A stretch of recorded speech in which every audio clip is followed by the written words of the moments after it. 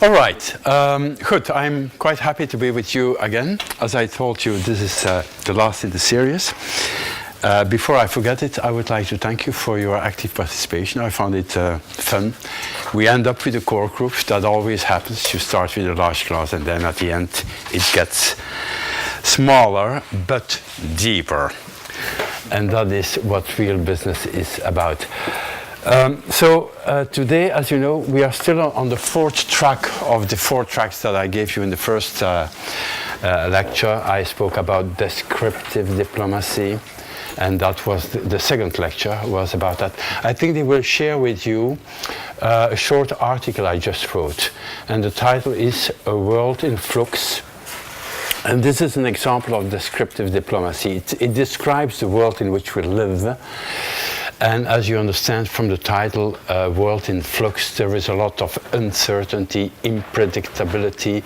There is what I called, when we met at the second lesson, strategic unease, fluidity, transition, and that kind of things. And I just worked that out, but the person who is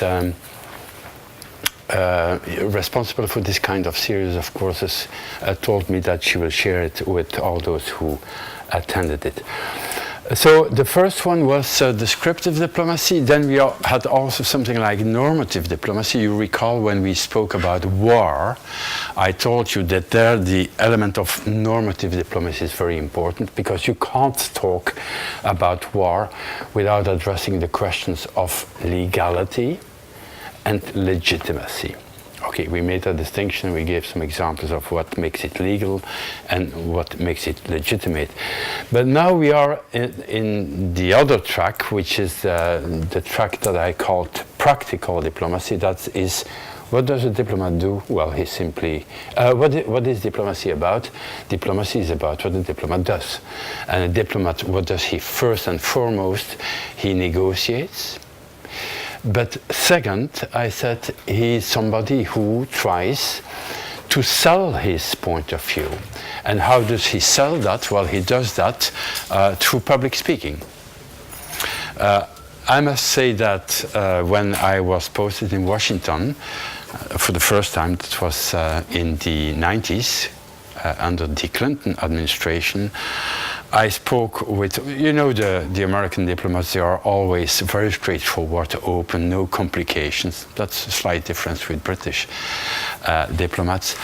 And he said, look, how do you want to convince somebody about your point of view without telling them? And I put that explicitly. Again, you will say, so what? It's obvious. Still, in diplomacy, there is still today a tradition that diplomacy is about confidential things, things you whisper, secret things, secret meetings, tête-à-têtes, as we use in our language. Why the French? Because, you know, French was the diplomatic language until very recently.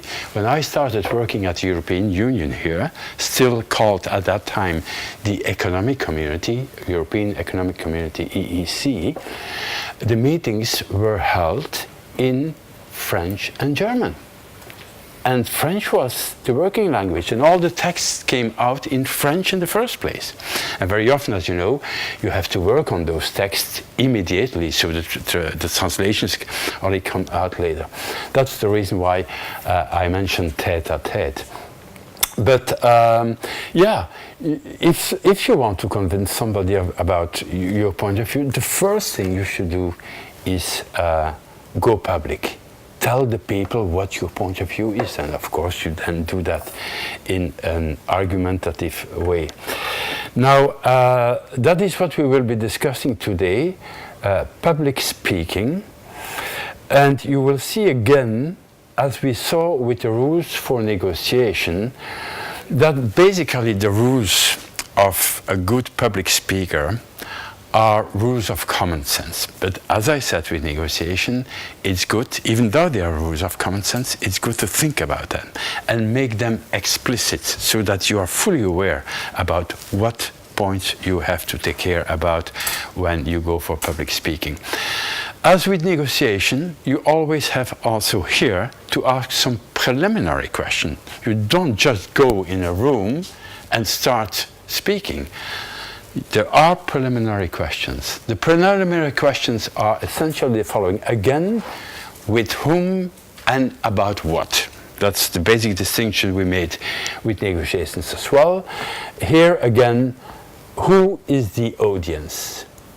Before whom am I going to speak? What kind of public is it? Is it young people or aged people? Is it a small group, a group of 20 or something like that? Or is it a large audience of 200, 300 people? Who are they? Are they students? Are they businessmen? Is it a political meeting? That kind of things is very important for you to ask before you enter into the game, before you accept a request to come and speak and make a speech. You should very carefully think about what kind of people are sitting there, because that makes a big difference, as you can easily imagine. The second question you have to ask, still linked to that audience, is the context, the framework. In what framework do I speak? Is it a formal thing, or is it a rather informal thing? Formal in that it's a formal speech with an introduction, a main body, a conclusion. Are there Q&A or not Q&A? Or is it rather informal, easygoing, a group with which you feel familiar? A student group, for instance, is a rather informal setting, and that makes the kind of things you say, the way you say it, again, quite different. Is it a political meeting? Is it an academic setting? Is it a cultural meeting? What kind of people invited me? Is this a local association? Is this a world body? Is this a closed circle? And what have you. So, first the audience proper, then the context, the framework in which that audience comes up.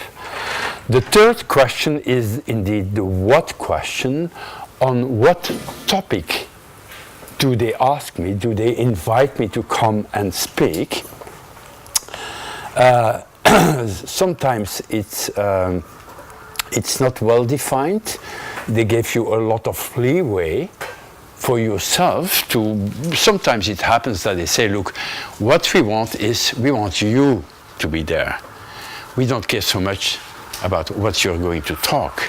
We just ask you to talk on those topics on which you feel most familiar, because it's you that we want. The Prime Minister or the Deputy Foreign Minister. It's for the person, because he gives a certain allure to the meeting. But sometimes it's really the what you are going to talk about that is the prime interest, because they know you're a specialist, an expert in a certain field. So then it's the what issue that is more prominent than the person who is coming to tell the story. Never accept an invitation for public speaking on a topic on which you are not at ease. Sometimes the temptation is there with potential speakers to accept whatever comes, because they want to get popular or they want to reach out or whatever, show their face in as many places as possible. But then they get into the trap. They are expected to speak on topics on which they are not expert, and then they get basically a flawed result of their speaking. A question that you have to dare ask is, why do they ask me? And that's an important question. Whenever you go out for public speaking because you are being invited, sometimes you can kind of induce somebody that he asks you to come and speak, but that's the very exception. People do ask you to come and speak, but then you have also to ask the question, why me? And even a deeper question, what's in it for me? What's the advantage that I can carry out of that public speaking for me? Because after all, as a diplomat, because basically we are talking here about diplomacy, but mutatis mutandis, that's true also for a politician, perhaps a businessman, and so on. Whenever I go out, it's because there is an advantage for me. We will see the same when we are going to touch upon the part of interviewing and that kind of interaction. So you have to ask the question, is there any advantage for me? If not, just skip it. Let it fall. Spare yourself an evening, which probably may be to the advantage of the others, not of yours.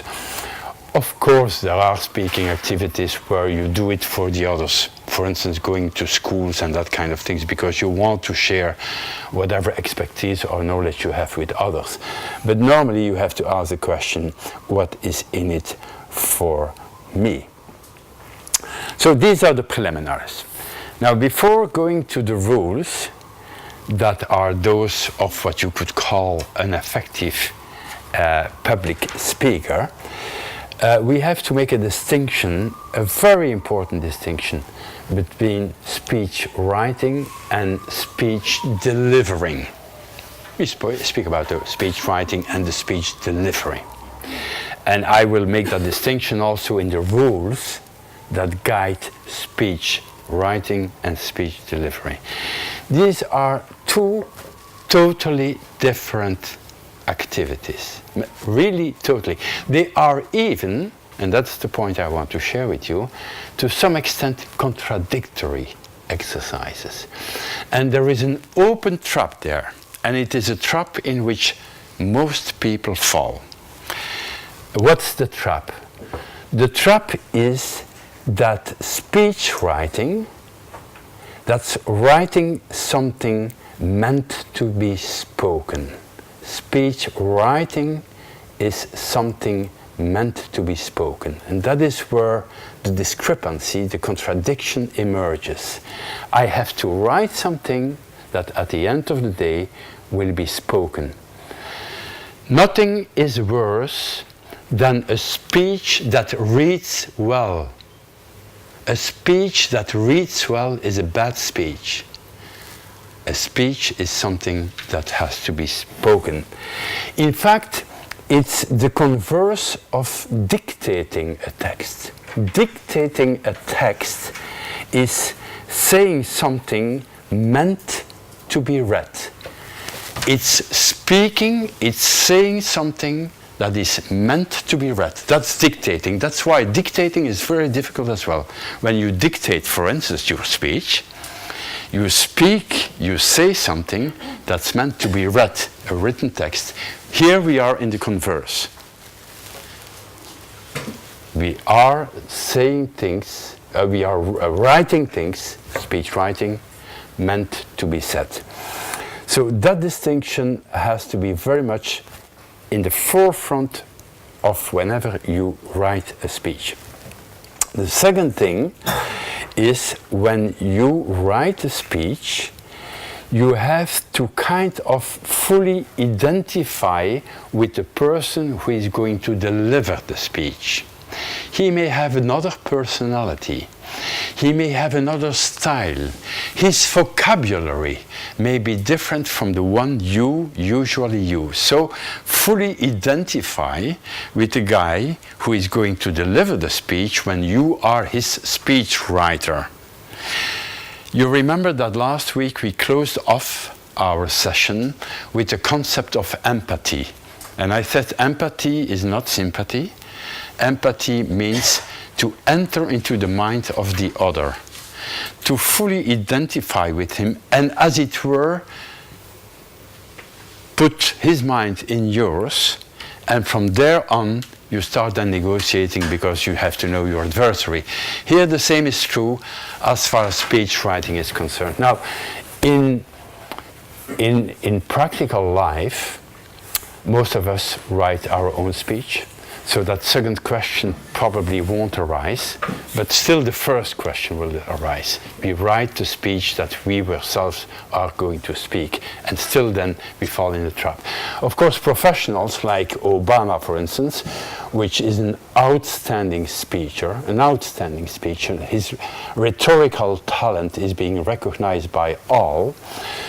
He had a speechwriter which exactly did what I was telling you to do. That is, he fully identified. He knew Obama for years and years. He knew exactly how Obama would make a kind of mental turn, and he could emulate that mental turn. And that is why he was such a fantastic speechwriter. Because Obama didn't write his speeches. He delivered the speeches. And he did it very well. But he did it thanks to the fact that the speechwriter could exactly anticipate on the verbal, intellectual, mental behavior of Obama. Footnote with Obama, some people, I think rightly so, and that's a political note, nothing to see with speeching and speech writing and speech delivering. Some people have noted and have said that, in fact, Obama fell in a trap. And the trap is that, as he could say it so well, most people starting thinking that his policies were very good as well, were, you know, good policies, well thought about. And many people, in fact, were kind of mystified by those fantastic speeches that he made, took that to be the policy, but then when you made a reality check on what are those policies in the fact, a lot of people got disappointed. And so that just shows you how important speeching is. You can bring people quite far in your direction without them asking the real question, what does that mean in reality? And it's only indeed in the second term of Obama's career as a president that people starting asking that question. But we have so much been mystified by that oratory talent on Obama that we didn't really ask the question, what's the reality now? And therefore the criticism of Obama's foreign policy has appeared mainly during the second term, and even then rather at the end of his second term, when people started making the balance, you know, what was he strong in? He is now going to leave us. We have elections coming.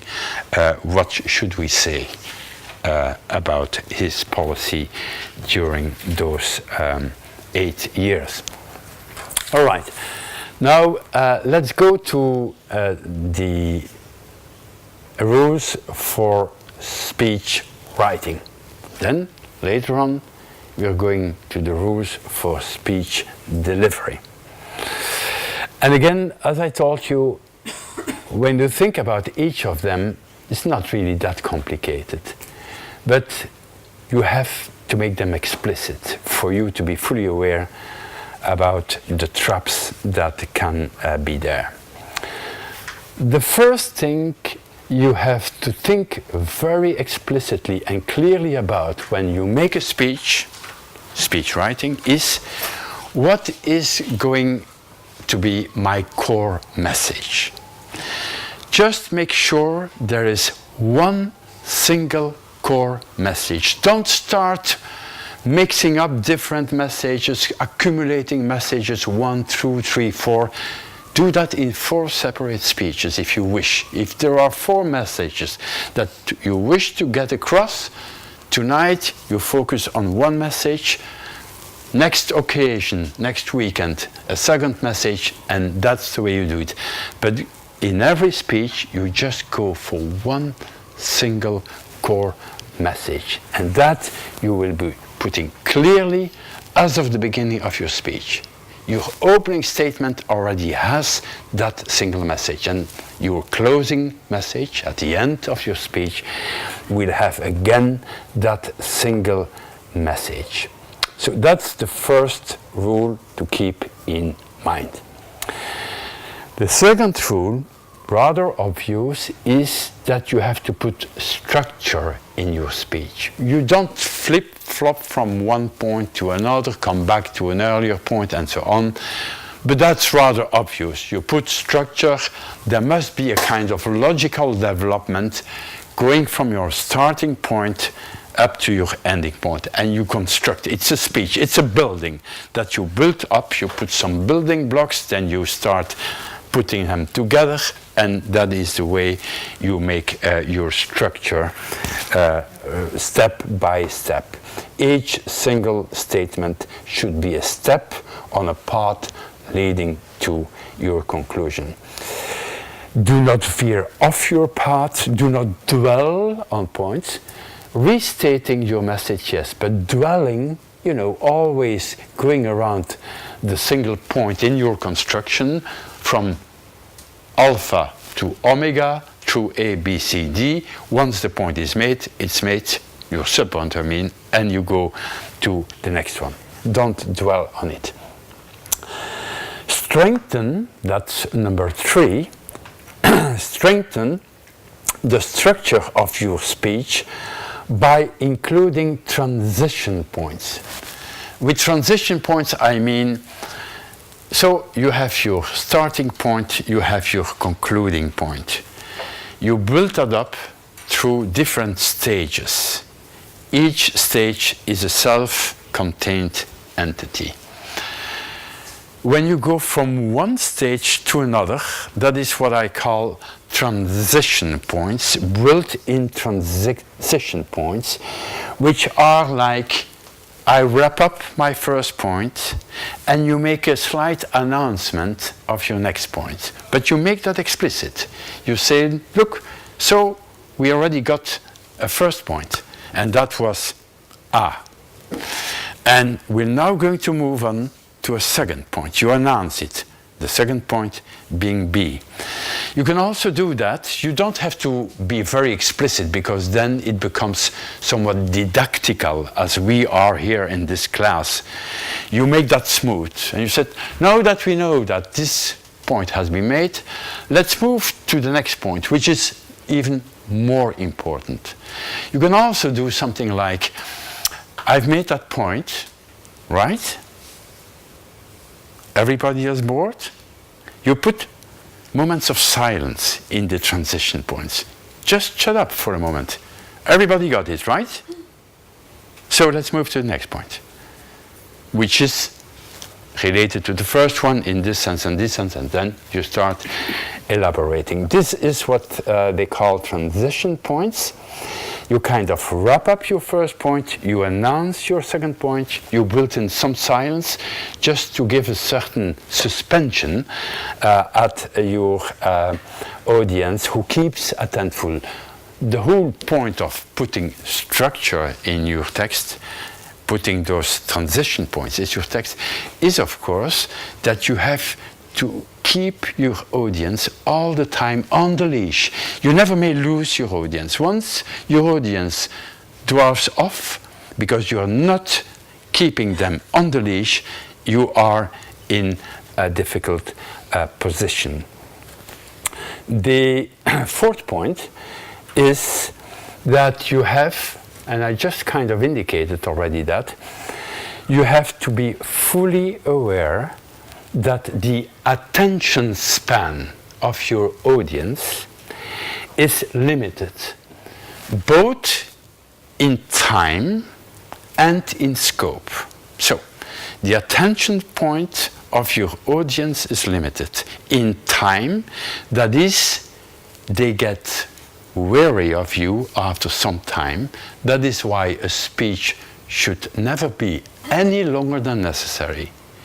Just keep it compact, keep it dense, so that the people are always with you. As soon as you start, again, dwarfing up, repeating your little points and so on, people get off track. So, to keep them attentive, keep it short. Time span is very short. You know that in television, for instance, when they go for an interview, they never go over 30 seconds, which is really not much. But an interviewer, you will see, will never, at least for one single question, never go over 30 seconds. Attention span of people is extremely short. That's the time. But the attention span in scope, and with scope I mean the breadth of your point you're bringing in. So you have the time dimension, but you could call this the spatial, time and space, the spatial dimension, that is the scope of what you're bringing in your, let's say, point number B or C. Don't make it too broad, too heavy. Just, again, keep it light so that the people with their limited attention span can absorb the stuff you bring into your next paragraph or whatever paragraph you have in the development of your speech. So we have already at this stage, I think, 1, 2, 3, 4, yes, points. The fifth point is avoid preaching and moralizing. People don't like to be told what to do and not to do, what to think and not to think. And that's just psychology. That's true everywhere and anywhere. People don't like to be told what to do or to think. What you can do is suggest, recommend, say something like, therefore perhaps would be nice if we could, or something like that, but not people, you should therefore behave in this way or think about taking care about this and this. People don't like that, and the audience will start slightly antagonistic without you being aware relationship with you, because you are telling them do this and that. Suggest, perhaps with a big smile, so that they are receptive for what you say. So no moralizing and preaching, but perhaps soft suggestions and recommendations. Also linked to preaching and moralizing is avoid speaking about yourself. You can put a little personal anecdote in your story that can be slightly uplifting, but even then again, I personally always try to avoid speaking about myself. You have people, and I simply don't understand how they can do it, but basically the speech is talking about themselves. When I was in Washington and when I got to that meeting and that kind of stuff, and it irritates their audience, because their audience was not an ambassador, has not been in the Security Council and that kind of thing. So drop it. Just try to convince them on the merits proper of your speech that you have something substantive to say. But don't use authority arguments, kind of, I was and I have been and I. That's not fun anyway. And again, we know that from common sense. This is, you shouldn't have to consult big books on speech writing to know that you have to avoid that kind of things. The next point, which I think is the 1, 2, 3, 4, 5, 6th point, don't be afraid about repetitions. Now, you may say, look, you told us different times already, don't dwell on points, don't circulate always around the same point. Repeating your message and circling around something said is not the same thing. Circling around something you said is just repeating that thing which you got anyway. Repeating your central message, you know, the core message, the single core message that you set up front, is just making sure that they get it. Because the whole construction you are making from alpha to omega, going through A, B, C, D, E, F, is meant, of course, to support that basic message. So that basic message, from time to time, you have to put that on front again, so that they keep it clear in their mind. It's a kind of lock-in, a reinforcement of your basic message. And finally, but we are still speech writing, you know? So it's still the guy at his desk, before his computer, writing down the text. We are not yet at speech delivery, but all these points he has to keep in mind. And the last point, rather obvious again, is your ending should be strong. as strong as your opening statement should be, and when you open, you will indeed make sure that you have something fresh to say, something that captures the attention at once of an audience. The same is true when you finish your speech. Your last few sentences should really something that the people remember. That is what they will take home. I will come later on the attention span and give you some statistics. Well, I'll do it at once. I'll give you some statistics of what ends up when you are speaking before others. But let me just close off at that point. Your closing is what your audience will remember. Tie everything you said, tie it together in one single sentence. Wrap everything up in one single memorable line. So that's the ending. Now, just to tell you how delicate all these matters are, these are statistics which are now a couple of years or perhaps 2-3 years, but that's not very important. It's a study made at the University of California, Los Angeles. Perhaps you can find it back through Googling by Dr. Mejabia. So it's related to interviewing. I was going to share that with you when we discuss interview, if we get there. And the question is, what does an audience take away home? And the answer is, they take away much more from your appearance and tone of voice than your message. And I will tell you now the percentages. 55% will recall how you looked. 55. 38% how you sound. And 7% what you say. So form is very important, and that is exactly the good transition point, if I may say so, for me, passing from speech writing to speech delivery, because that is indeed an important transition in terms of content and form. Of course, in the speech writing, we already paid a lot of attention to form, start strong, end strong, transition points, all this is form. But of course, in the delivery, you have even more form. You have the body language, you have the articulation with your fingers and what have you, your arms. You raise your arms to make a strong point. But now we are going to go to these more formal elements, but again, keep this in mind, 7% really listen to what you say, whereas all the rest, they look at how you look, how you're dressed and that kind of things, and how you speak, how you sound.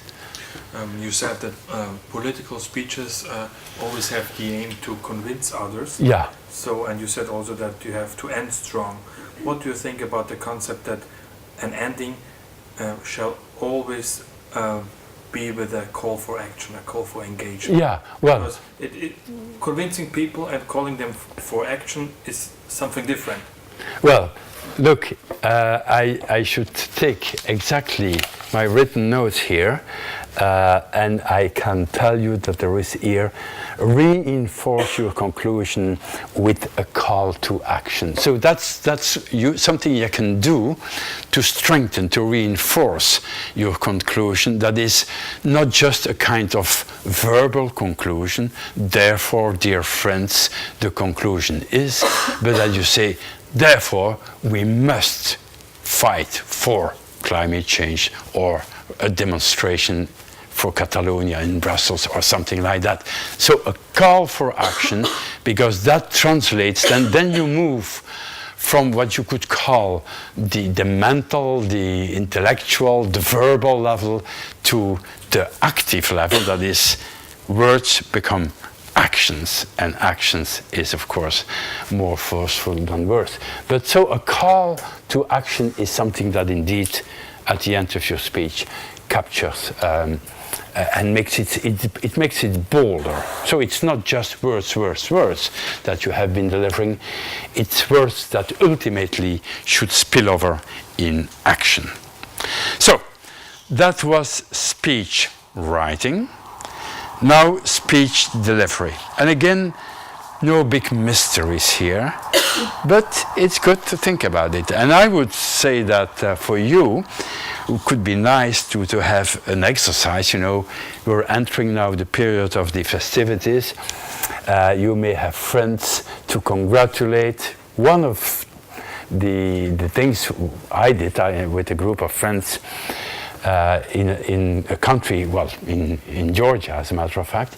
In Georgia, it's customary that when you are at the table, all of them, one after another, delivers a short little speech. And you will see that helps a lot. They can speech. They know exactly how to phrase, how to put one single message central. Very often it's at the occasion of, you know, a festive event, an anniversary, a marriage, what have you. But the tradition is you go around the table, everybody stands up and makes a little speech, not just a few words. I love you, I like you, nice weather, and so on. No, a little speech, well structured. So that's an assignment for the weeks to come. Now, speech delivering. First rule, and I speak about rules, but of course, I mean, I don't like to be, what was it again, prescriptive, moralizing and that kind of things. First rule, engage with your audience. Challenge them. Your opening statement should wake them up. Open, for instance, with a question or a shocking fact or a dismal statistic. That is basically what people often do. Or with a joke. Or with a good joke, absolutely. But what you have to do is, and that's of course also the work of the speech writer, but you have to do what the Latins called, in the old rhetorica, the captatio benevolentiae. You have to make sure that you get your audience as of the very beginning with you. By making a joke, by making a dismal statistic, you know. Did you know that still today in Russia the HIV and so on, which is, as a matter of fact, something I just read in The Economist of last week. So something which captures the mind of the people, they stand still, they say, my God, is this true? Was it that hard? Or is it that good? Therefore, when starting, keep the preliminaries short. And with the preliminaries, what they mean, the traditional speaker will come in and say, let me first of all thank the University of Brussels for having given me the opportunity to be here with you tonight. Mr. Livingston, thank you for your presence tonight. I'm honored that you could make it and also be present here. I would also like to thank your assistant for all the work she put into the organization of this meeting. Let me also thank, of course, the people who helped me out in preparing the speech, my speech writer in the first. Drop that. Just say, dear friends, I'm happy to be there, or Excellencies, I'm honored that you could make it. Today we are going to talk about, and then you have your statistic, you have your joke, or what is it. So the preliminaries should not be exaggerated. It depends, of course, about the setting. I already told you that the framework, the context in which you speak is important. If you are in a formal setting, then of course you have to say, Mr. Minister, Excellencies, ladies and gentlemen, and then you go. But the preliminaries should be kept short. When developing a speech, make short, crispy statements, staccato sometimes. Don't veer off, as I already told you. So that's number one, which I label under the general label, engage with your audience. You have to have your audience with you, and you look at them and you engage with them. Second rule is strike the right tone. make sure you know who your audience is. We already said that. Your speech must always be in tune with your audience, both on substance and in tonality, if I may say so. So, striking the right tone, with this I mean that what you say has to be in tune with your audience. When your audience is a sophisticated audience, don't start talking about the simple facts and figures that everybody is supposed to know. When your audience is not a sophisticated audience, for instance, I have had very often to speak about the European Union, I can tell you very often, as soon as you get out of your capital, sometimes you have to recall them. You know, the European Union, we started in 51, then 58, the single market, there is the Commission, the Council. Now, since Lisbon, we have the European Council. You have to get the basics, and of course, that's appropriate if your audience is not an audience that is knowledgeable about European affairs. But when you are addressing students who have already had courses in international relations, European studies, and that kind of things, just skip that. And that is what I mean, remain in tune with your audience, both on substance, that is what I just said, but also on tonality. With a young audience of children, perhaps, of 14 years, you may do a little joke, you may talk about their papa and their mama and that kind of stuff. You definitely don't do that before other audiences. Under the right tone, I would also say something like, always be upbeat, always be uplifting. Don't be negative, and we'll come back to that later on. I think I made a point on that. You should not say what's broken, you should speak about what is fixed. So it's very important to be positive in the development and when speaking. You remember also the last rule on the good negotiator that I closed with, always have a smile. It gives a positivity to who you are, a positivity in terms of I want to be constructive in this negotiation, a positivity in terms of, you know, I feel at ease. You may be nervous, but everything is under control. So for the speech, that's the same. Be upbeat, be positive, be indeed, carry a smile.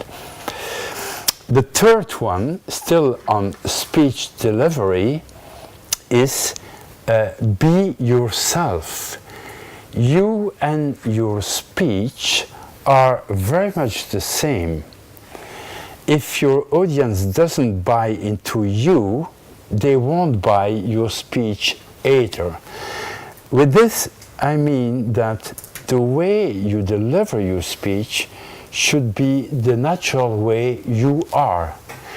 Nothing is worse than when you start speaking a language which is, if I may say so, an artificial language, which is a language that you kind of took over from somebody else because you kind of admire him, or because that is it's trendy to make that kind of remark.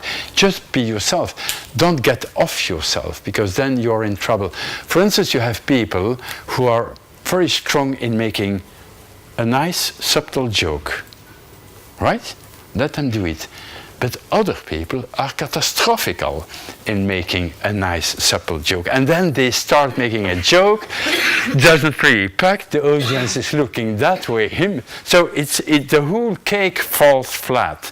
So just be yourself. If you don't are at ease with jokes, if you don't are at ease with intellectual talk, again, some people have that in them. They kind of like intellectual, complicated Greek, Latin rooted words. Let them do it. The people will appreciate that. They say, oh, that guy has probably done the old classical humanities, but he does it well. He knows what he's talking about. And then you have people who are not knowledgeable with that kind of more sophisticated, learned vocabulary, and who want to emulate that, and then it falls flat again. So always be yourself. Always also be yourself in terms of the body you carry. Your body is your body. Work with your body. The Italians, for instance, they like to gesticulate. It's not that they are playing the clown, no. It fits them. It fits with their personality. It fits with the tonality of their language. Even in English, when an Italian diplomat is talking and explicating and trying to convince you, he is even talking about that many things. Do you know, Mr. President, this is very ridiculous what my colleague just said and that kind of thing. All right, let him be who is. And don't ask that he starts speaking Oxford English, Mr. President, and that kind of thing. Right, you got my point. Be yourself. Also, don't be, in terms of body behavior, be yourselves as a body, but then try not to be static. You have people who just, when they have a speech, first they just read their little speech. Also, dear sirs, there is a material side to speech delivery. Speaking is a physical activity. You produce vibrations in the air. I'm already at my next point. Look, and they are there as if there was a kind of mental imprisonment in which they have to move. Feel free. Just relax. The space is open. People won't eat you. So this is what I wanted to say under the label "Be yourself." But my last little sentence is, of course, don't become a clone. You don't have to exaggerate when you use your body language as a reinforcement of your words. The next point is, yes, I already mentioned that. Always be uplifting and optimistic.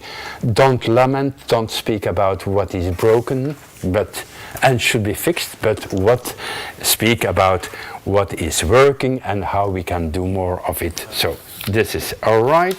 Yes? I have a question. Yeah. So, for example, if you want to convince the audience to make a change, because with the status quo you are not happy, and you have to tell everything which goes wrong in order to convince them of the necessity to change. No, sure. I'm not saying that you have to entirely positivize your thing, because then also you end up being a clone when you say that everything is nice in this world, positive, always smile and so on. No, the point is, when you speak, don't make such an inventory about everything which is broken in this world, and then say, look, we have to work on it and we have to remedy it and let's try this and this. So just say briefly, what's the problem? Well, the problem, dear colleagues, is that our decision machinery within the European Union doesn't really work very well.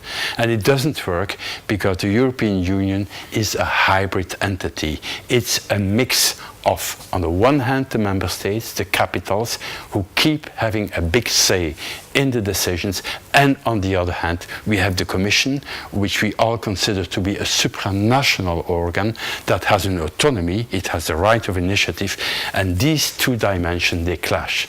Therefore, we have to look for a solution. And then you start with which are the avenues that we can explore. The thing is really, don't make a whole litany of how bad everything is. People don't like that. Even at home with your friends, when somebody is lamenting the whole evening, you say, shut up, come on, have another drink and let's have some fun. Now, the last point, as far as speech delivery is concerned, may strike you as slightly odd, but still it's important, because now I'm going to move from, the kind of verbal stuff I just taught you to indeed what I call the material side of speech delivery.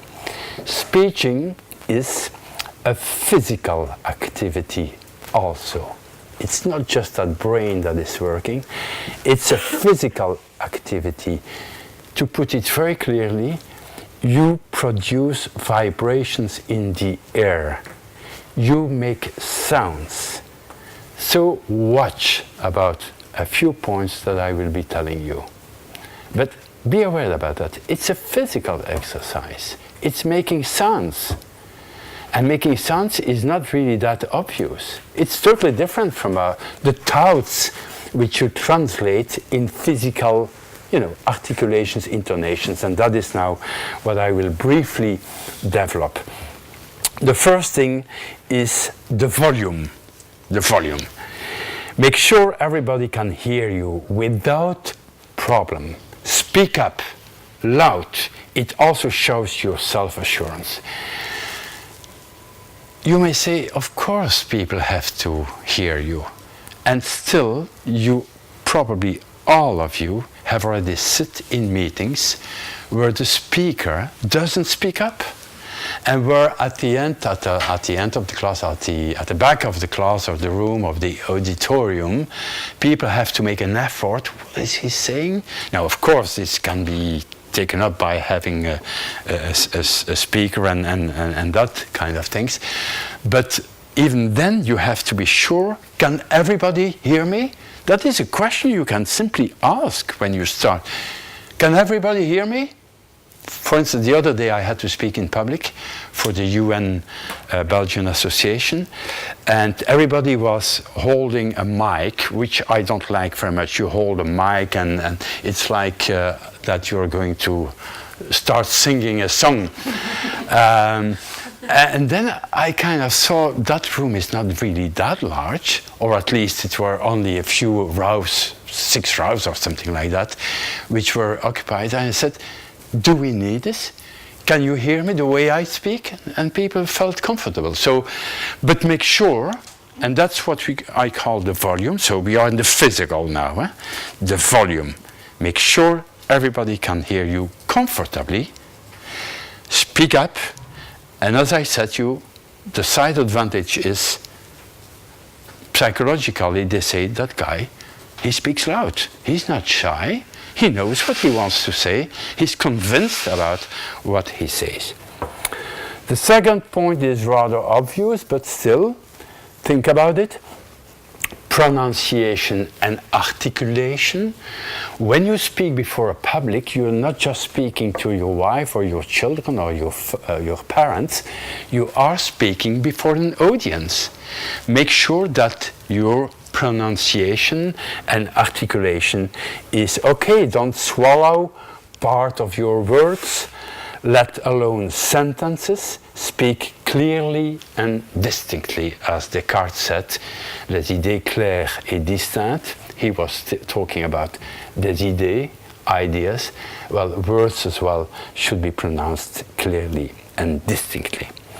That's rather obvious. Another point is intonation. Don't be dull by speaking on an even tone throughout your speech. Ladies and gentlemen, I'm happy to be here today. My talk will be on the structure of world wars 1 and 2 in a comparative analysis. As you will see, I will start with comparing the First World War with the Peloponnesian War and the Second World War with the Vietnam War.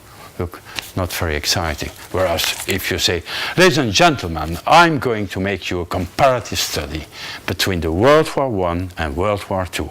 That's a totally different approach, and it asks attention. So that's intonation. Don't be dull. Don't be monotonic, but be polytonic, to use a learned word whose roots are in Greek. All right, and then a last point, as far as that kind of physical side of speaking is concerned, is the rate of delivery. I already used the word staccato at a certain moment. The rate of delivery is the kind of speed. We spoke about volume, now we speak about speed. The basic rule is that you should speak with an even space, neither too fast, not too slow. Slow is dull, people start sleeping. Not too fast, people get excited, perhaps don't get and can speed up with you at the same rate, particularly when the audience is not all of them the same native language as the speaker. So an even pace is what is recommended. This being said, in order to make your speech alive, you have, of course, intonation, you have articulation and all those other techniques, including your body language. But in order to draw attention to certain passages of your speech, you can build in, normally you are in even space, but at a certain moment you can build in an acceleration.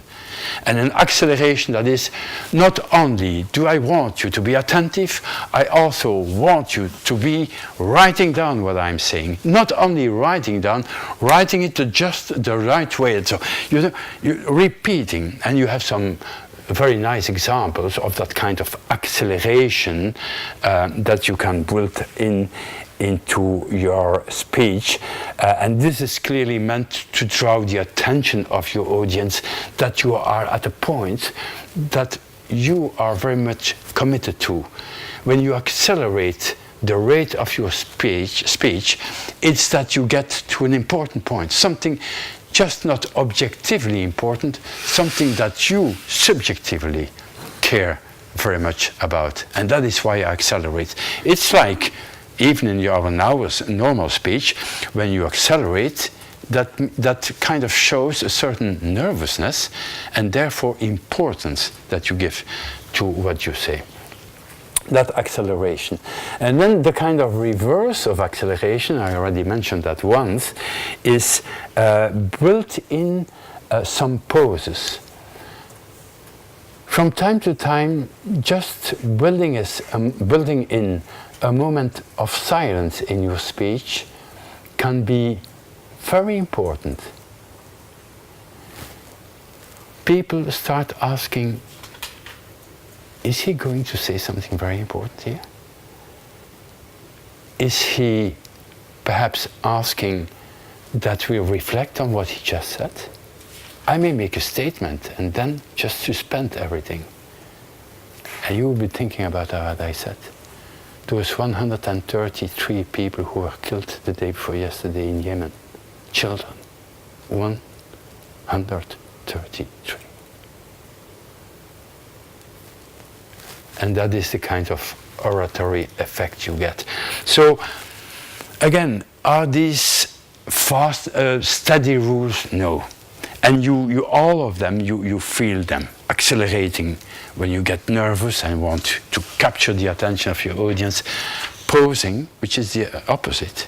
It's relaxing, but again, you capture attention of your audience, are things that once said are rather obvious, but when you construct your speech as a writer and when you deliver it, make sure that you can build this in. So that is what I wanted to share with you on speech writing and speech delivery, and once again make sure that you make that distinction very clearly when speaking. Now let's move on. We still have some time. Move on to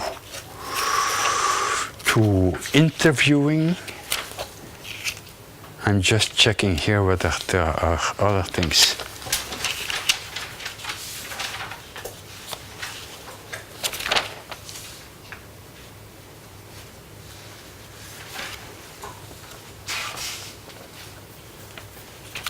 No, that's okay.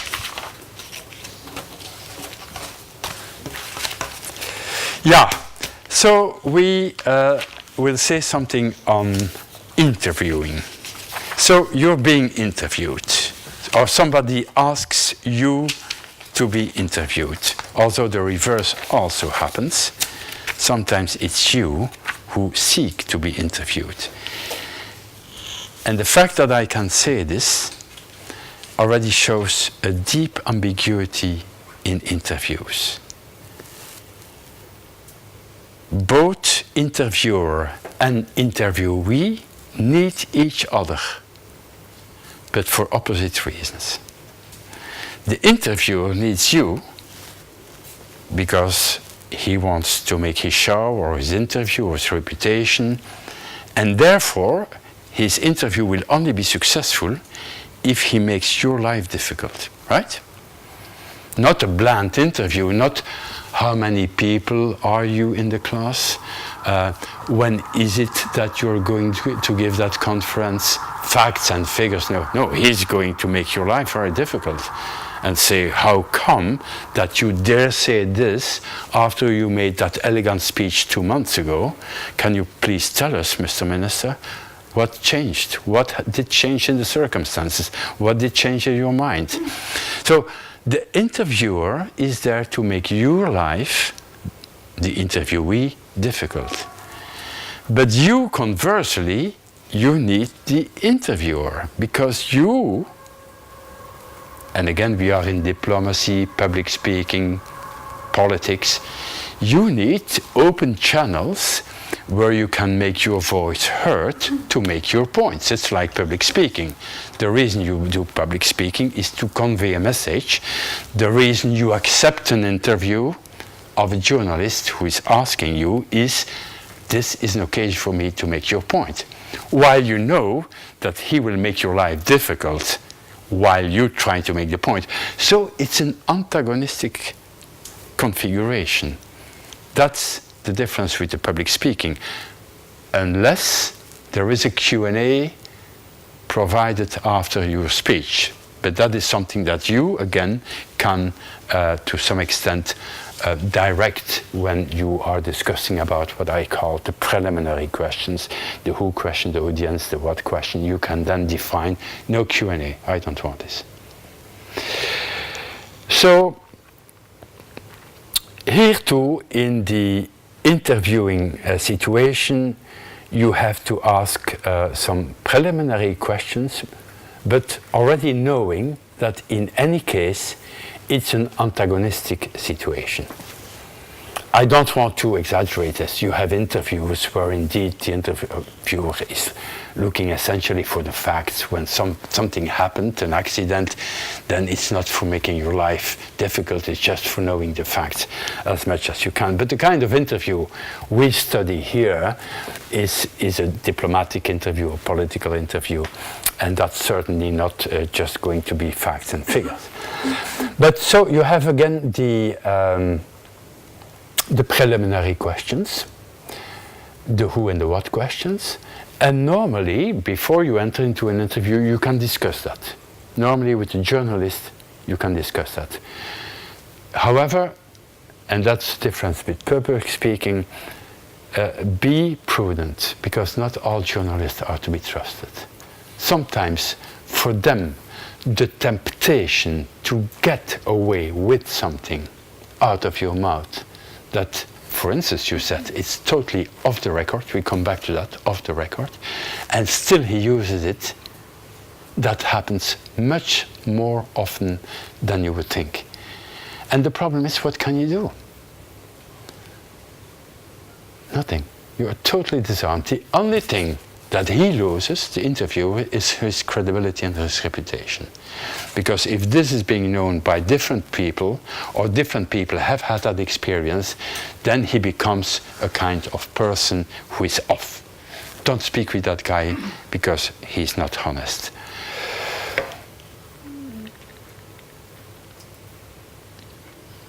I've recently witnessed that with an interview with Minister Jan Bon, who is our Minister of Interior, who made an explicit agreement with the journalist. You're not going to, because he was in the United States.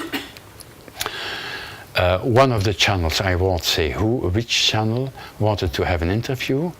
They just heard that something had happened in Brussels that very morning, because of course with the 6 hours time lag, things had already happened early that morning with another minister. And there was a kind of controversy going on there. And he said, look, I'm here for that. And that was a very specific topic. your questions will bear on that. And not on that, incident, which politically was not very important, but okay, two personalities clashed, and that was, of course, fun for the journalist. So that was the agreement. Well, then the interview starts on the topic. It was Mr. Jan Bon, I can tell you it was on terrorism and de-radicalization, so the interview goes on, etc. There was a conference, and at once she asked a question. So, Mr. Jan Bon, and what is your reaction on what's going on this morning, which puts you in a very controversial situation with the other minister? I was there. The agreement was clear. You won't touch upon it. Still, the journalist did it. He couldn't say, of course, stop the cameras, I don't want to answer the question. He couldn't do that because he would be ridiculed. They would send these pictures as well on the screen in the evening, a nice interview, and then him saying, this is not fair. We agreed that we would not talk about it. So there he was, stuck, and he had to answer those questions. Then the interview was closed, and then the point was made and said, look, you are not a professional journalist. There is a deontology, there are rules to be respected by everybody. So I made that little detour to make that first important point. Again, there are preliminary questions that you have to check. First, who is the interviewer? Do I know him? Is he trustworthy? You can always call a colleague or another minister or whatever. Check, is that guy correct? He's always correct. You go ahead. So, who is the interviewer? What is the topic he's going to cover? Yes? If you do get a question you agreed not to talk about, do you have a way to talk around it? Or what would be the option if you don't want to answer it? Well, that is exactly it. The first question was, who is the interviewer? The second question is, normally you agree on the topic. Mm-hmm. You agree on the topic that is to be covered. And perhaps you will bring in, I read my notes here, perhaps you will point to certain limitations, questions not to be asked, which is legitimate. When you give an interview, you are kind of owner of your ideas, owner of what you want to say or not. Now, if you are referring exactly to that incident, as I told you, this is a very awkward situation indeed. I tell you, on the spot, you can't do anything. You can only, after the facts, reprimand the interviewer, the journalist, and perhaps tell him, look, for me, never again. Because I told you, it's a reciprocal relationship. The interviewee needs the interviewer because he has to get across a message. But the converse is also true. The journalist needs people to interview, and particularly people like politicians. So if that politician says, as far as I am concerned, never again, that person loses one of the contact points. Also, know before you enter into the interviewing situation how long it will last. It's very important. It's very important because you must know to make your point. I mean, you have a point to make. The only reason you enter into that conversation is because you have a message to get across. Now, if you know that the interview is only 5 minutes, you better get your message across early. If it is an interview of 20 minutes, then relax. Don't put your point immediately up front. Find the right occasion, the right question that gives you the opportunity to bring your point. You had a question? I was just going to say, actually, to her point, because I'm a public relations professional. Yeah. And so even if we would agree that a question wouldn't be asked, I would still prep and make sure that whoever's doing the interview, the subject, is prepared that question could be asked anyways. Like even if, you know, like you would just never go in if you know that there's something happening at home, and even if you've agreed, oh, we're only going to talk about this topic, as you say, you can just never really trust journalists because, Yeah. to be fair, especially if if it's your journalist from back home or whatever, and that's a big thing, they're going to feel that they have the right to ask it. So you just prepare yourself with an answer, even a non-answer. Yeah, but sure. So in my case, in the case I gave as an example, the minister could not, but indeed, give the beginning of an answer. But of course, the technique, we come back to that. The technique you then use is you kind of reframe the question. And you put it in such a way that, yes, I see what you mean. Your question is a very important one. The real question underlying your point is that. And then that is something on which you can answer. So how long? So the who question, the what question, how long will the interview last? At what time is the interview going to be released? If it is an interview that will be going to be released sometime at 2 o'clock in the night, you're not probably very much interested in giving a long interview. If it's an interview that is going to be released, or perhaps in real time, around 7:45, or just 5 minutes before the news, the 8 o'clock news, or 20 minutes after 8, then you probably are going to be very eager to have that interview, because as you know, there are 2 top hours in terms of people listening to the radio, watching television.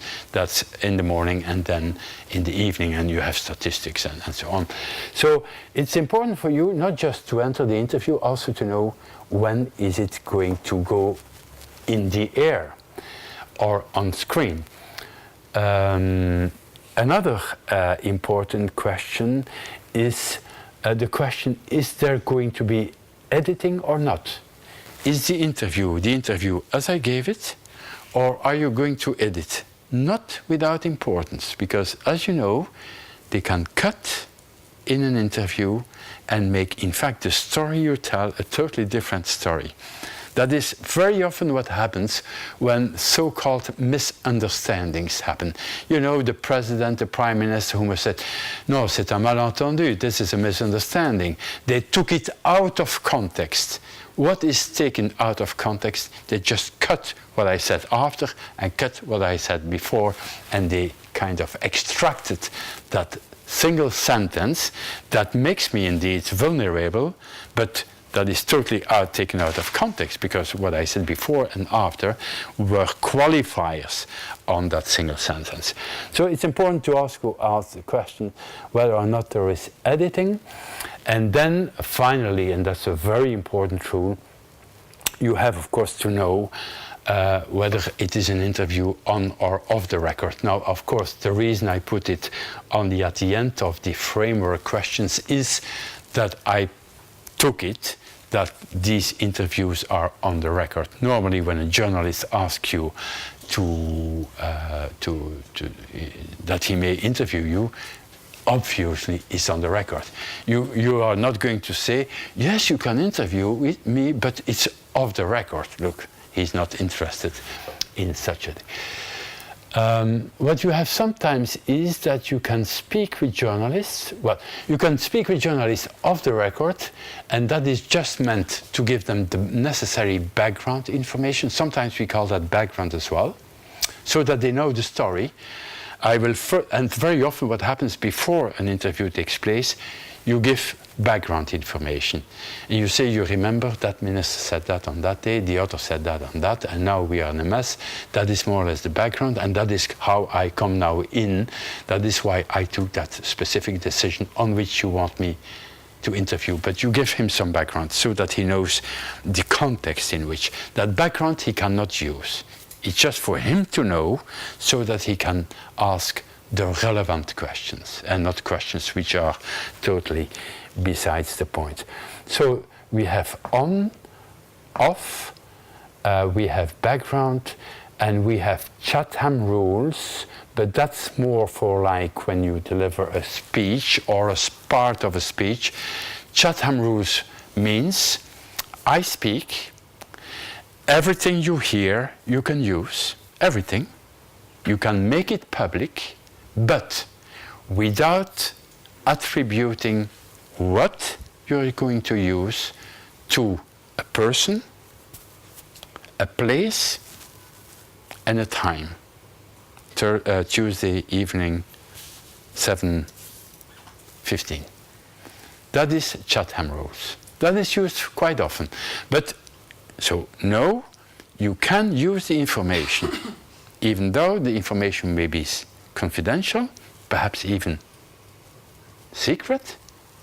Chatham rules allow you to use the information, but you may not attribute it. So the journalist then writes his story saying, from a very knowledgeable source, we heard that, and he may even put it in a quote.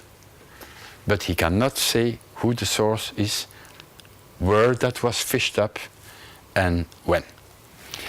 All right.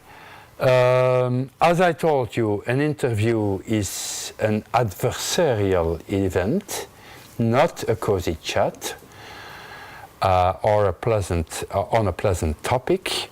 I spoke about the ambiguity which is intrinsic to that kind of relationship. And then before I go to the rules, I just want to make a general remark, that is that increasingly, when giving interviews or being interviewed, people tend, and that is kind of American style, people tend simply to say the truth.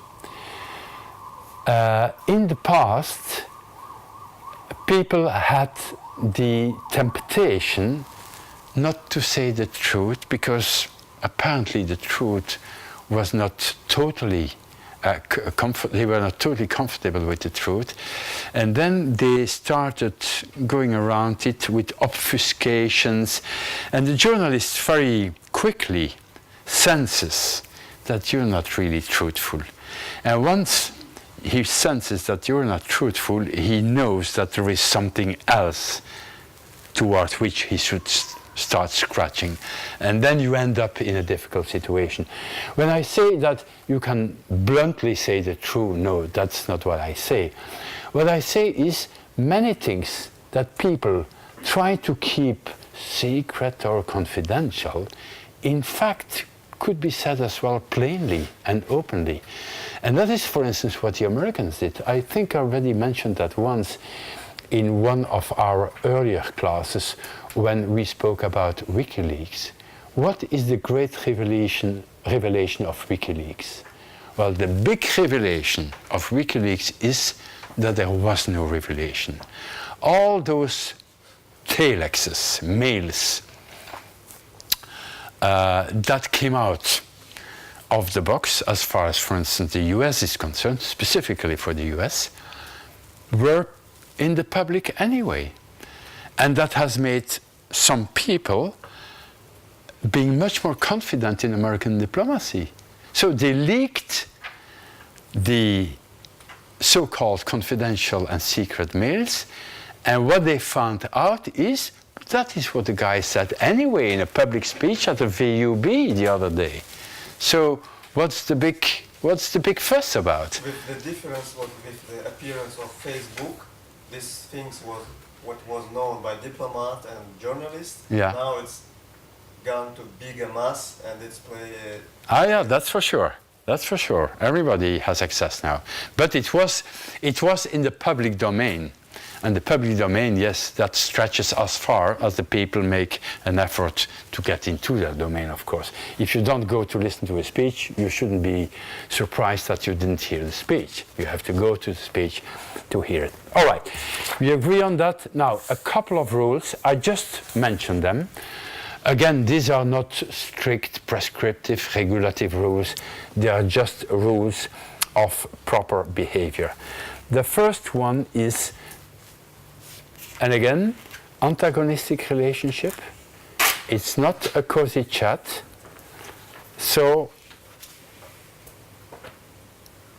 the interview will make your life difficult. And it's from that perspective that you must understand the rules. The first is never let yourself be intimidated. If the interviewer is aggressive, keep cool, never get yourself angry, never start an argument with the interviewer, and certainly not an argument with him as a person. Stick to what he says without any request on who he is. So a good separation between the person, the man who is there, and the professional, the journalist. You take him for a journalist. And it's not because he's black or because you don't kind of like his style of speaking. Don't mix that up.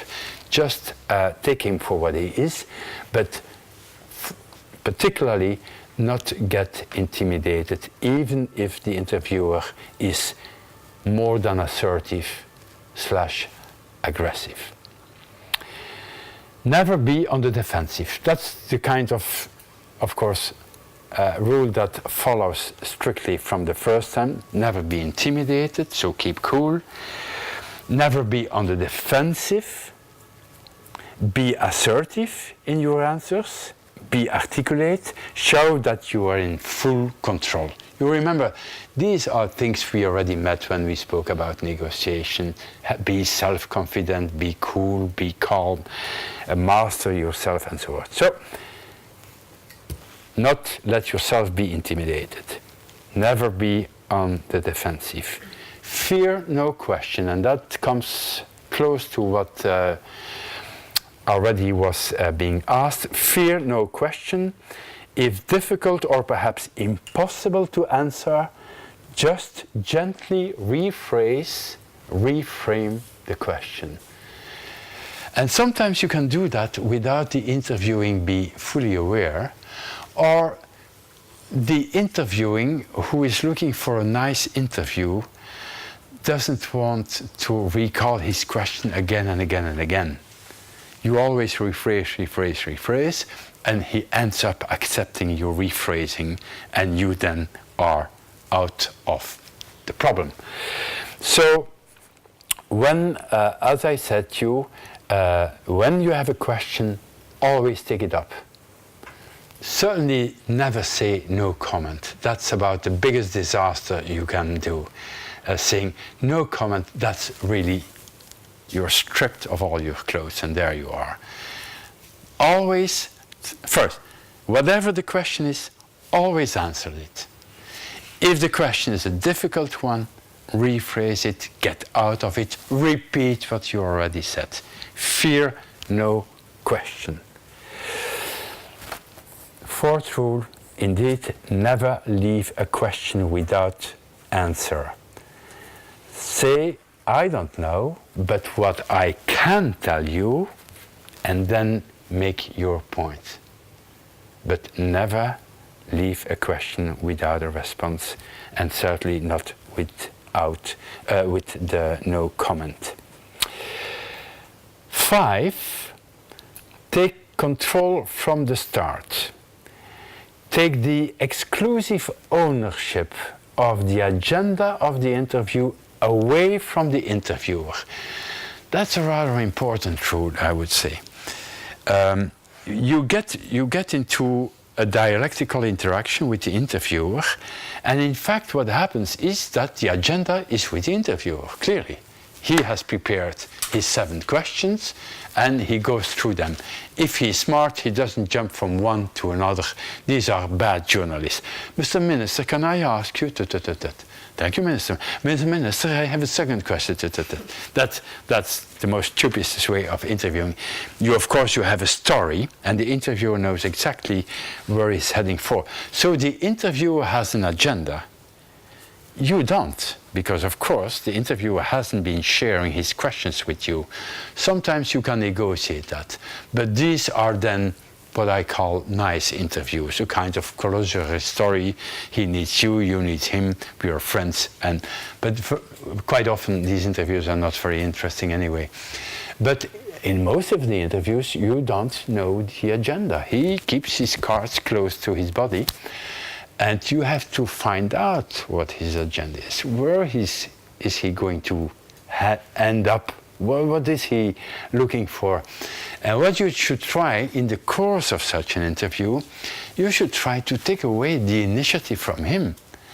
And perhaps even return a question with a question. What do you mean with your question? Didn't you read this or that? Or don't you know what this and that? So take the agenda towards you and make his life uncomfortable. Or put a blatant fact in his face and say, look, what you are telling is just bullshit. Nobody ever said this. So you start intimidating him, you start being assertive, you take the agenda, and then you develop your points. Now, I'm not saying that this is that easy, particularly not with professional journalists, but it's something that you have to keep in the back of our mind. It's a kind of standing instruction.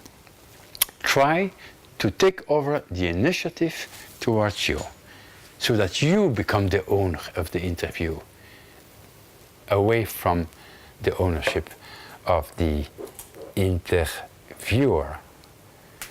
There was a question over there, yeah. Mm-hmm. So, if they ask you for an interview, how much do you have to prepare for it? Because you said you don't know what's the agenda of the interview. So, yeah. But do you have to make some preparations, and how long has? Yeah. How long has? You have also an agenda. Yeah. So the interviewer has an agenda. He's looking for emotional stuff that brings him a large audience, because that is very often what journalists comes down to. Very often, I shouldn't exaggerate. You have good professional journalists, but they are always looking a little bit for the emotions, the sentiments, and so on. You also have your agenda. You want certain points to get across. You have a message to bring. There are certain things that you take this interview to be an occasion for you to make your point, to tell what your policy is, to give your opinion on certain questionable issues, certain touchy issues which are in the middle of the public societal debate. So that is why you accept an interview. You don't accept an interview just to be grilled. You are not a masochist. You accept an interview because it gives you an opportunity to get your message across. And if you are handy, you do it. And also, as the interview evolves, you probably get assurance, and that guy has given his first big shots. The bucket is already half empty, and now you stand up and you say, let me make 2 points. 1, 2, and the ownership is tipping over to your side. So that's the kind of thing that is very important, that you kind of bring that ownership towards you. Sixth guideline. You are not just an answering machine. Use the occasion to make your own points. Focus on a core point, core message. It always comes back, core point. Repeat it, but don't dwell on it. Look, we are almost at exactly the same rule that we kind of made when we were talking about making up a good speech. Core message, don't dwell on it. Repeat it if necessary, and make your own point. That is exactly the point I was just making 1 minute ago. Some other rules is be short in your answers, 30 seconds max. That is very important, and even 30 is already a lot. And if you don't believe me, just do it tonight and keep shut for 30 seconds. You will see it's a long time. So attention span, be short in your answers. 30 seconds is the max. That's the general rule you will always find in this kind of discussions. Make your point, don't dwell on it, because otherwise it's boring. And never get yourself lost in details.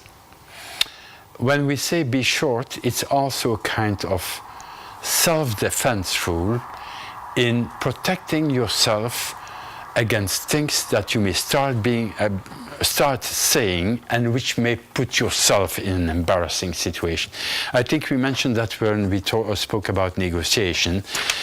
In a negotiation situation, you make your point and don't elaborate it, because you risk saying things that the other guy is going to use against you. The same is true, of course, for interviewing, because all this, public speaking, negotiating, interviewing, all this is, the underlying logic is always the same. Be clear in your answers, avoid jargon. You're speaking for a large audience, particularly when you speak at the 8 o'clock news in the morning or the 7 o'clock television news in the evening. A rule very often they say for large public. When I was talking about public speaking, you have your audience, and I spoke about more sophisticated and less sophisticated audiences. Here for an interview before the radio, you speak for thousands and thousands of people. So then the rule is that you should take it as a rule that it is kind of you are addressing yourself to 14-year-old people. That's a rule of thumb. When you speak for large audiences, make sure that a 40-year-old person would understand you. Another rule is never lie. That's an important rule. Never lie. Not because the interviewer will find out that you lie. It's because if they find out later, then you're dead. And as we know, most of the politicians who have had to relinquish their job, it's almost always because of a lie. And sometimes a rather stupid lie. You know, sometimes about just £200. Did that cost you £400 or £200, that hotel room in which you were at that conference? He's lying. He says it was 200, whereas it was 400. Somebody finds out that politician's credibility is going down. I know about a member of the House of Lords who had to quit the House of Lords because something which was around £400. He had lied for something about £400. You don't lie. So you don't lie, not because the interviewer may find out, because later on somebody will look for it and look at that hotel, but there aren't rooms of 200. The minimum room is 400, so how could I have said that, and so on. So always be truthful. Even with guesses, don't guess too much. Because don't lie, but don't guess either.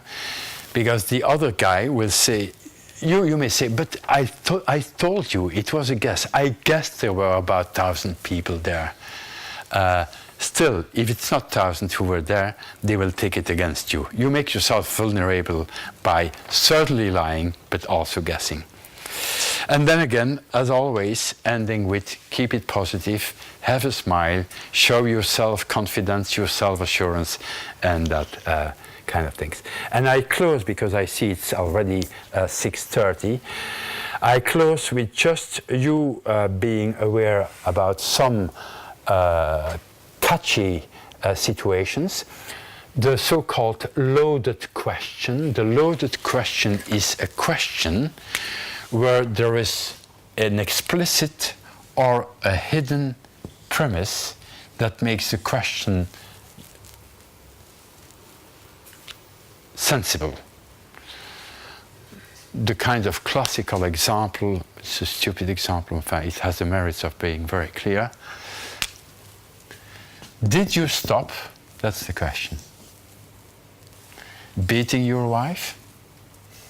That's what they call the declarative part of the question. And that's the questioning part of the question. Did you stop? Did you really stop beating your wife? And then you say, come on, I never beat my wife in the first place. Come on, I'm happy to hear that you stopped beating your wife. I hear that you stopped beating your wife. And it can be tricky because somehow, without you knowing, the debate went from this, which was really about stopping a practice, whatever, to this. And that is what they call a loaded question. Now, this is a very flagrant example and therefore rather stupid.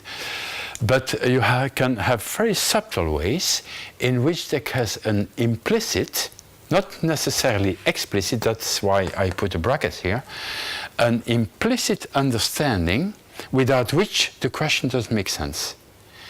Then you have to be very prudent, and in that case, you simply have not to answer the question, but just repeat what you have been saying before, or repeat or say what you would have said anyway, but don't enter into the logic of this question, because it's a kind of trap question. Once you are in the logic of the question, once you accept the question, you implicitly accept the premise as well. What would you answer then? How to not enter? This, you don't enter into it. You shouldn't say, I don't want to respond to your question, because as I said, you always give an answer to a question, but you don't answer that question itself. You just say what you wanted to say anyway in terms of your message, what you wanted to bring to your audience. You kind of ignore it without saying, I don't want to answer the question, or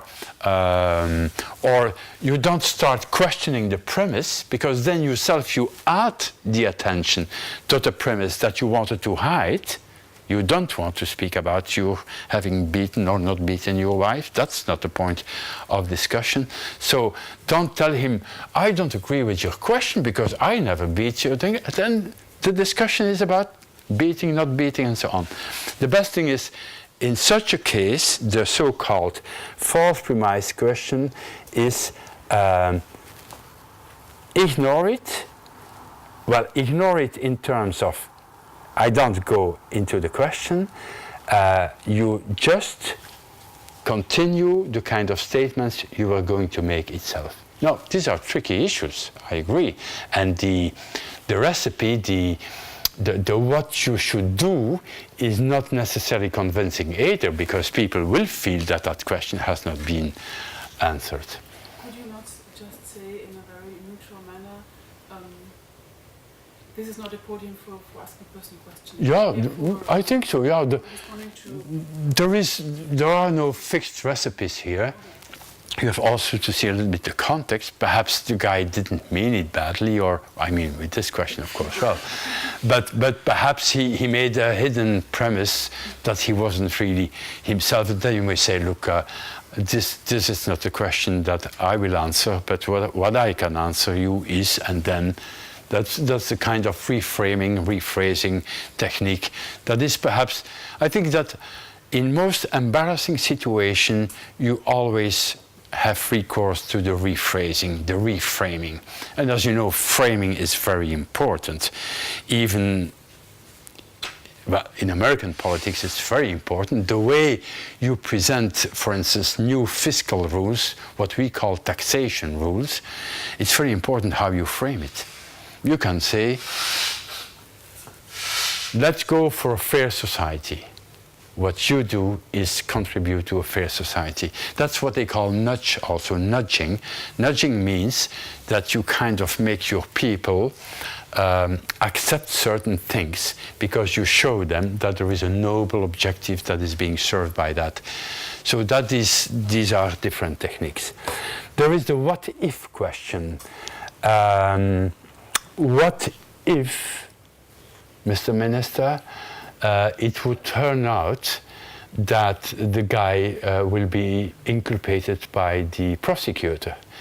And then the answer normally is, I never answer hypothetical questions. This is hypothetical questions.